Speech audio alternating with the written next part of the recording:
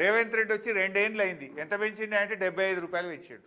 ఇక దానికి అప్పటి నేను హోంగార్డులకు 75 పెంచినా ఇక నా అంత మొగోడు లేడంటాడు రేవంత్ రెడ్డి. 12,000 నుంచి 29,000 చేసిన కేసీఆర్ ఒక్క మాట అనలే. ఇంకా పెంచాలి, ఏడాదికి 1000 పెంచుతా అన్నాడు. రేవంత్ రెడ్డి వచ్చినాక పెంచింది 75. అది కూడా ఈ బట్టలు వాళ్ళకి ఇచ్చే డ్రెస్ అలవెన్స్ కూడా బంద్ అయిపోయింది రేవంత్ రెడ్డి వచ్చిన తర్వాత, హోంగార్డులకు ఇచ్చేది. అంటే ఎవరిని చూడు ఉసురు పోసుకున్నావు. కేసీఆర్ గారు పాపం ఆ ట్రాఫిక్ కానిస్టేబుళ్ళు దుమ్ముకు ధూళికి పొగకు అనారోగ్యం పాలవుతున్నారని 30% ట్రాఫిక్ కానిస్టేబుళ్లకు అదనపు వేతనం ఇచ్చింది కేసీఆర్ ప్రభుత్వం. నువ్వేం చేసినావు నాయన? పోలీసు ఉద్యోగాలు ఇచ్చింది కేసీఆర్ ప్రభుత్వం, పోలీసులకు వాహనాలు ఇచ్చింది కేసీఆర్ ప్రభుత్వం, పోలీసులకు స్టేషన్ అలవెన్స్ ఇచ్చింది కేసీఆర్ ప్రభుత్వం, ట్రాఫిక్ కానిస్టేబుల్లకు అడిషనల్ అలవెన్స్ ఇచ్చింది కేసీఆర్ ప్రభుత్వం. నువ్వు వచ్చిన తర్వాత అన్ని బంద్ పెట్టినావు. ఒక్క పోలీసు ఉద్యోగాలకు నోటిఫికేషన్ ఇయ్యలే, స్టేషన్ అలవెన్స్ బందు, సరెండర్ లీవులు బందు, టీఏలు బందు, పెట్రోల్ బిల్లులు బందు, హోంగార్డులకు జీతాలు పెంచుడు బందు. పోలీసు వాళ్ళు ఉసురు పోసుకుంటున్నారు. ఇలా పోలీసు అన్నలు పోలీస్ మిత్రులను నేను కోరుతా ఉన్నా, కేసీఆర్ గారి ప్రభుత్వం మీకు ఎంత చేసిందో, ఇవాళ ఏ రకంగా రేవంత్ రెడ్డి మిమ్మల్ని వాడుకుంటున్నాడో మీరు కూడా ఒక్కసారి ఆత్మ పరిశీలన చేసుకోండి. నిజాయితీగా వ్యవహరించండి. అక్రమ కేసులో రేవంత్ రెడ్డి చెప్పినటువంటి దాంట్లో మీరు పడొద్దని కూడా నేను పోలీస్ అన్నల్ని కోరుతా ఉన్నా.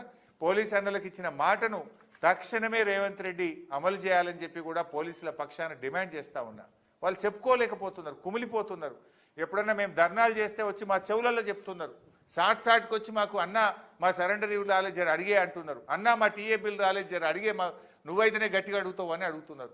అంటే ఇలా పోలీసులు కూడా బాధపడుతున్నటువంటి పరిస్థితి ఉంది. ఆ రోజు సిపిఎస్ ఉద్యోగులు ఈ రాష్ట్రంలో ఇవాళ ఎక్కువ ఉద్యోగులే ప్రభుత్వ ఉద్యోగులు, అత్యధిక శాతం సిపిఎస్ ఉద్యోగులే ఉన్నారు. Contributory pension scheme. ఆనాడు రేవంత్ రెడ్డి కాంగ్రెస్ నాయకులు ఏం చెప్పిండ్రు, మేనిఫెస్టోలో ఏం చెప్పిండ్రు? మేము రాగానే ఓల్డ్ పెన్షన్ స్కీమ్ తెస్తాం, పాత పద్ధతి పునరుద్ధరిస్తాం అని డైలాగులు మాత్రం దంచి కొట్టిండు. ఇప్పుడు ఈ 2 ఏళ్ళు అయింది కదా, ఏమైంది ఓపీఎస్ అని అడుగుతా ఉన్నాం. ఓల్డ్ పెన్షన్ స్కీమ్ గురించి ఎందుకు కాంగ్రెస్ నాయకులు మాట్లాడరు అని నేను అడుగుతా ఉన్నా. ఇవాళ ఓపీఎస్ మాట దేవుడెరుగు, ఉన్న సిపిఎస్కు కూడా ఇవాళ మంగళం పాడిండు రేవంత్ రెడ్డి. ఎందుకంటే సిపిఎస్ స్కీమ్ అంటేనే కాంట్రిబ్యూటరీ పెన్షన్ స్కీమ్. ఉద్యోగస్తులు తమ డబ్బును కట్ చేసి వాళ్ళను జమ చేసి దాని మీద వచ్చే ఆదాయాన్ని మళ్ళీ దాన్ని పెన్షన్ రూపంలో ఇస్తారు.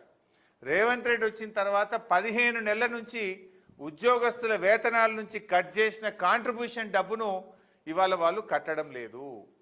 ఇవాళ వాడుకున్నారు. కాంట్రిబ్యూషన్ ఉద్యోగస్తుల జీతాల నుంచి కోతబెట్టిన డబ్బును మళ్లించిండ్రు.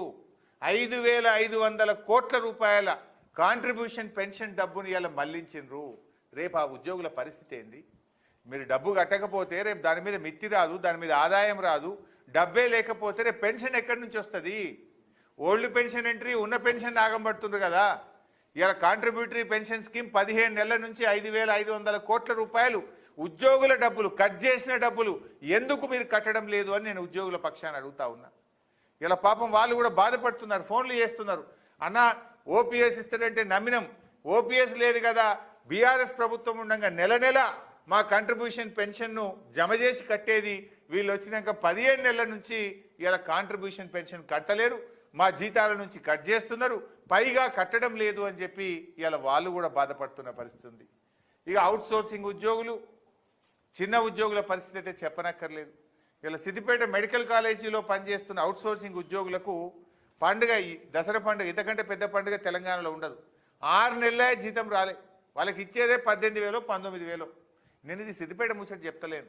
రాష్ట్రంలో 1,00,000 మందికి పైగా ఉన్న అవుట్ సోర్సింగ్ ఉద్యోగులకు 3 నెలలు 5 నెలలు 6 నెలల వేతనాలు పెండింగ్లో ఉన్నాయి. ఇవాళ పాపం హాస్టళ్లలో ఎస్సీ హాస్టల్, బీసీ హాస్టల్లో, ఎస్టీ హాస్టల్లో కామాటీలని వాచ్మెన్లని ఉంటారు. వాళ్లకు నెలల తరబడి డబ్బులు రావట్లేదు. ఇవాళ ఫారెస్ట్ డిపార్ట్మెంట్లో వాచ్ గార్డ్స్ అని పాపం జంగల్ను రాత్రనక పగలనక కాపాడేటువంటి వాచ్ గార్డులకు 12 నెలల నుంచి ఫారెస్ట్ డిపార్ట్మెంట్లో జీతాలు రావడం లేదు. అసలు చిరు ఉద్యోగుల బాధ అంతా ఇంత కాదు. మొన్న అంగన్వాడీలు మొత్తం రోడ్డెక్కిండ్రు.